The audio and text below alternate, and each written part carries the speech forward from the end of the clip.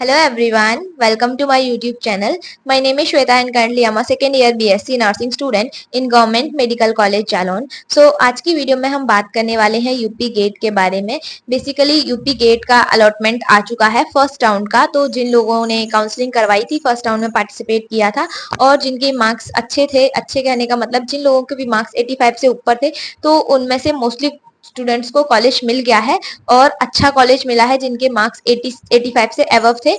ठीक है. और उसके अलावा जिन लोगों ने थोड़ी सी भी ढंग से काउंसलिंग करी थी तो सबको कॉलेज मिल गया है. अब बात करें कि अब बॉयज का ये है कि देखो सीट्स ऑलरेडी इतनी कम है और उसमें भी अगर आपने ढंग से काउंसलिंग नहीं करी होगी तो पॉसिबल चांसेस हैं कि आपको कॉलेज नहीं मिला होगा, और अगर आपने अच्छे से काउंसलिंग करी होगी तो आपको आपका मनपसंद कॉलेज भी मिल गया होगा. इस वीडियो में हम बात करेंगे कि जब राउंड 2 की काउंसलिंग होगी तो आपको कौन सी बातों का ध्यान रखना है या फिर कौन सी गलतियां आपको नहीं करनी है जो आपने राउंड फर्स्ट में की थी. ठीक है. और इसमें हम जिन स्टूडेंट्स को कॉलेज अलॉट हो गया है और कॉलेज उन्हें पसंद नहीं आ रहा है तो अभी उन्हें इस कंडीशन में क्या करना है उस पर भी हम डिस्कस करेंगे. Let's start the video. First of all, जिन लोगों को कॉलेज अलॉट हो गया है एंड कॉलेज आपका पसंद का है तो ठीक है. अगर आपके पसंद का कॉलेज नहीं है तब आपको क्या करना है, उस केस में आपके पास दो ऑप्शंस होते हैं. अगर आपको कॉलेज पसंद आया है या फिर आपको कॉलेज नहीं पसंद आया है तो मतलब अगर पसंद आया तो ऑब्वियसली आप कॉलेज को रखोगे, आप उसमें रिपोर्टिंग करवाने जाओगे. बट अगर आपको कॉलेज नहीं पसंद आया तो आपके पास दो ऑप्शन होते हैं, एक होता है फ्लोट और दूसरा होता है फ्रीज. तो इसमें आपको क्या करना है, अगर आपको कॉलेज पसंद आया है तब तो ठीक है. मतलब ऐसा है कि आपको ये कॉलेज पसंद है और अगर आपको कोई और अच्छा कॉलेज मिलेगा तो आप उसके लिए जाना चाहोगे. तो इस कंडीशन में आप अपने कॉलेज को जो है फ्लोट पे रख सकते हो एंड अपग्रेड कर सकते हो. मतलब आप राउंड 2 में पार्टिसिपेट करके जो आपको अभी सीट मिली है उसको आप मतलब फ्रीज नहीं करो, फ्लोट कर दो और आप या फिर अपग्रेड कर दो. आप राउंड 2 में पार्टिसिपेट कर लो और जो ये कॉलेज आपको फर्स्ट राउंड में मिला है इसमें आपको रिपोर्टिंग करवाने जाना है. मतलब आपको कॉलेज अलॉट हो गया है तो आपको ऐसा नहीं है कि आप अपग्रेड कर रहे हो तो आप उस कॉलेज में नहीं जाओगे. आपको रिपोर्टिंग करवाने तभी भी जाना पड़ेगा कॉलेज में, है ना. जो भी कॉलेज आपको मिला है वहां पे आप जाओ, देखो, स्टूडेंट से बात करो, पता करो उसके बारे में, क्लिनिकल कैसा है, पोस्टिंग वगैरह लग रही है कि नहीं लग रही, कॉलेज में टीचर्स आते हैं या नहीं आते, पढ़ाई वगैरह कैसी हो रही, कॉलेज सिटी से कितना दूर है. तो ये सारी चीजें आपको पता करनी है ताकि हो सकता है कि अगर आपको अभी ऐसा लग रहा है कि कॉलेज उतना अच्छा नहीं, हो सकता है आपको कॉलेज में जाने के बाद कॉलेज पसंद आ जाए. मतलब वहां पे चीजें उतनी अच्छी जितनी बताई जा रही है उससे ज्यादा अच्छी हो या फिर उससे ज्यादा खराब भी हो सकती है. तो ये चीज आपको कॉलेज में जाने के बाद ही पता चलेगी. तो आप वहां पे जाएंगे, वहां पे स्टूडेंट से बात करेंगे, वहां पे आसपास जो भी लोकल लोग हैं उनसे भी आप बात करेंगे, तब भी आपको थोड़ा बहुत आइडिया लग जाएगा कॉलेज के बारे में. ठीक है.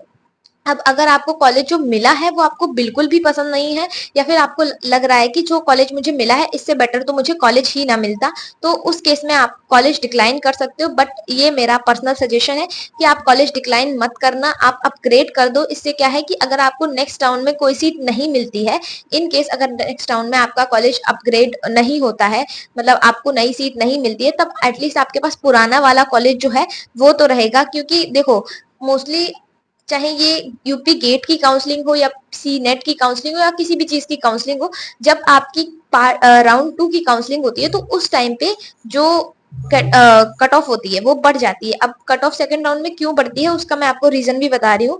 क्योंकि क्या होता है कि फर्स्ट राउंड में बहुत सारे स्टूडेंट सोचते हैं कि उनके जो भी अदर ऑप्शंस रहते हैं, जैसे मान लो किसी ने यूपी सी नेट का एग्जाम दिया था तो वो लोग ये सोच रहे होंगे कि चलो मैं इसमें ट्राई करके देख लेता हूँ, पहले उसमें ट्राई करके देख लेता हूँ. बट जब क्या होता है कि उनका नहीं आता है रिजल्ट. अब फॉर एग्जाम्पल बहुत सारे स्टूडेंट नीट के लिए भी मतलब वेट कर रहे थे कि उनका नीट का रिजल्ट आ जाए.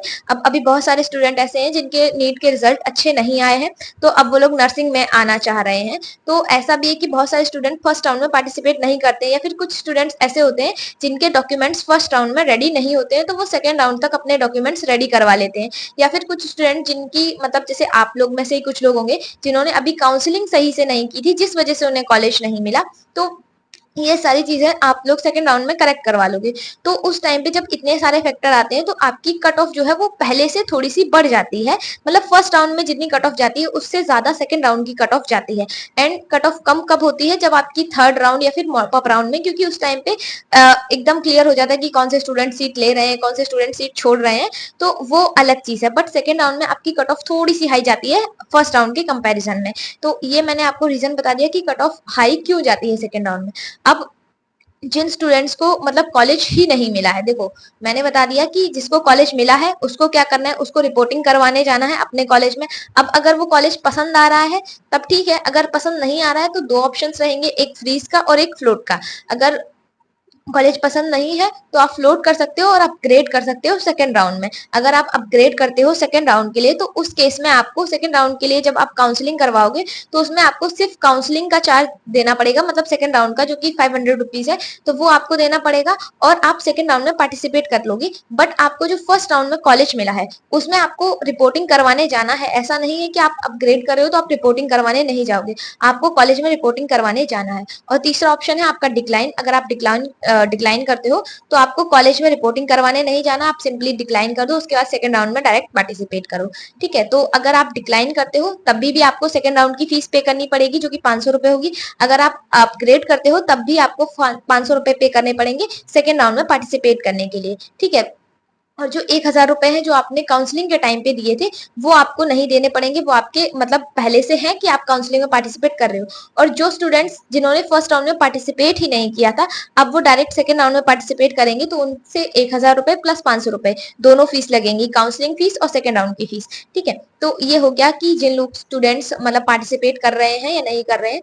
अब जिन स्टूडेंट्स को कॉलेज अलॉट नहीं हुआ है तो आपको क्या करना है, देखो जितना मैंने पता किया है या मतलब मुझे पता चला है तो जिन स्टूडेंट्स के 85 से ऊपर नंबर है मोस्टली सबको कॉलेज अलॉट हो गया है। और जिन लोगों को कॉलेज अलॉट नहीं हुआ है उन्होंने मिस्टेक क्या करी है, कॉलेजेस जो जैसे केजीएमयू है, ठीक है, आपका एलएलआर जो कॉलेज है कानपुर का, और जो भी अच्छे कॉलेज हैं आपने टॉप प्रायोरिटी पे रखे हैं। अपनी कॉलेज देखो, कॉलेज फिल करो बट अपनी रैंक देख लो कि तुम्हारी रैंक कितनी है और उसके अकॉर्डिंग कॉलेज फिल करो। अब ऐसा नहीं है कि आपकी रैंक जो है वो 700-800 है एंड उसके बाद भी आप जो है केजीएमयू पहले नंबर पे रख रहे हो, तो आप अपनी कट ऑफ के अकॉर्डिंग कॉलेजेस फिल करो, आपको कॉलेजेस मिल जाएंगे। एंड अगर आपको लग रहा है कि आपके मार्क्स फॉर एग्जाम्पल 70 है, 60 है या फिर 55 है, इतने तक अगर आपकी 55 तक मार्क्स है तो आप अच्छे प्राइवेट कॉलेज जो है फिल कर सकते हो कैटेगरी के अकॉर्डिंग। जैसे मान लो आप जनरल कैटेगरी से बिलोंग कर रहे हो, उस केस में अगर आपके 70 या 75 मार्क्स है तो आप अच्छे प्राइवेट कॉलेज फिल कर सकते हो। उसके बाद अगर आप एससी कैटेगरी से हो या फिर एसटी कैटेगरी से हो तो आपके 60 तक मार्क्स है तब भी आप जो अच्छे कॉलेज है वो फिल कर सकते हो। बट अगर किसी के मार्क्स उससे भी ज्यादा कम है, फॉर एग्जाम्पल अभी किसी ने मैसेज किया था जिसके 42 मार्क्स थे, तो 42 मार्क्स पे यार कैसे कॉलेज मिल जाएगा, आप खुद सोचो आपकी रैंक कहाँ पहुंच गई होगी। तो ऐसे में तो अच्छे प्राइवेट कॉलेज मिलना भी मुश्किल है।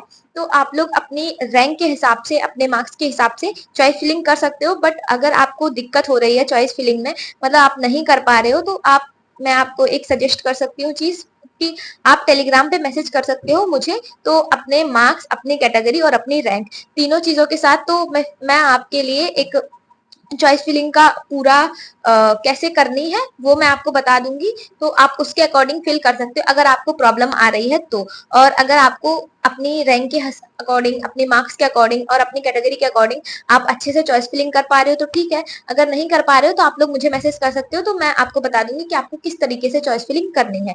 ठीक है, तो यही है कि देखो अपने मार्क्स देखो पहले, उसके बाद कैटेगरी देखो, उसके बाद रैंक देखो, तीनों चीजों को देखने के बाद उसके बाद आप कॉलेज फिल करो। देखो जैसे फॉर एग्जांपल गर्ल्स का तो ठीक है जो भी है, बट स्पेशली यहाँ पे प्रॉब्लम है बॉयज की, और बहुत सारी जगह पे ऐसा भी हो सकता है कि अभी मुश्किल से 1-2 सीट बची होगी लड़कों के लिए।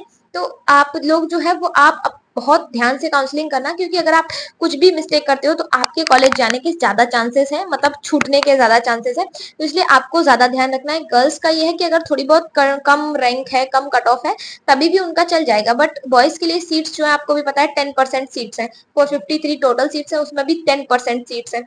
तो आपको अच्छे से काउंसलिंग करनी है, ध्यान रखना है। और अपनी देखो मैं फिर से बोल रही हूँ, रैंक, कट ऑफ, कैटेगरी तीनों चीजें देख के उसके अकॉर्डिंग ही चॉइस फिलिंग करना। आज की वीडियो के लिए इतना ही है। आई होप आपको ये वीडियो समझ में आई होगी। एंड अगर आपको कोई भी डाउट है तो आप लोग कमेंट बॉक्स में मेंशन कर सकते हो, एंड जिसको चॉइस फिलिंग में प्रॉब्लम हो रही हो तो आप लोग टेलीग्राम पे मैसेज कर सकते हो। मिलते हैं नेक्स्ट वीडियो में, बाय बाय।